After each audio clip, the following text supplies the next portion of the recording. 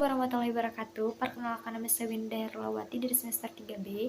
Di sana saya akan mereview jurnal dengan mata kuliah hukum pidana lanjutan dengan dosen pengampu Profesor Dr. Haji Heni Nur Aini SHMH bersama asisten dosen Dr. Emrendi Aridayandi SHMH. Jurnal yang saya baca ini berjudul Analisis Ekonomi Terhadap Hukum dalam Kebijakan Penegakan Hukum Pidana di Indonesia.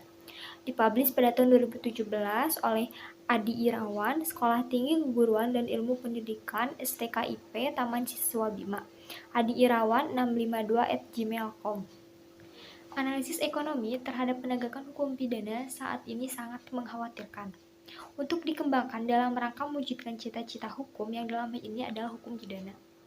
Hal ini dikarenakan pidana penjara yang selama ini menjadi primadona hakim dalam menjatuhkan vonis terhadap pelaku tindak pidana dirasa sekarang ini kurang efektif dan efisien, terutama dalam mencegah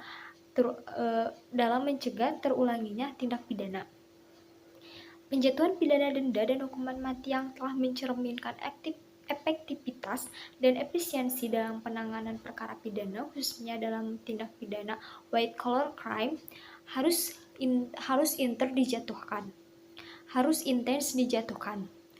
Mengingat kejahatan produk globalisasi ini jelas memiliki motivasi dan karakteristik yang berbeda.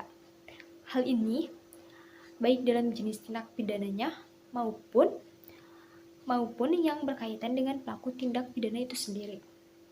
Hal ini dikarenakan pelaku tindak pidana ini bukan semata-mata melakukan kejahatan atas desakan ekonomi dalam usaha pemenuhan kebutuhan hidup, melainkan memang karena dilandasi rasa serakah dan tamak dari pelaku, sehingga hukuman penjara bagi pelaku tindak pidana ini tidak akan menghambatnya dalam berusaha maupun mengulangi lagi perbuatannya.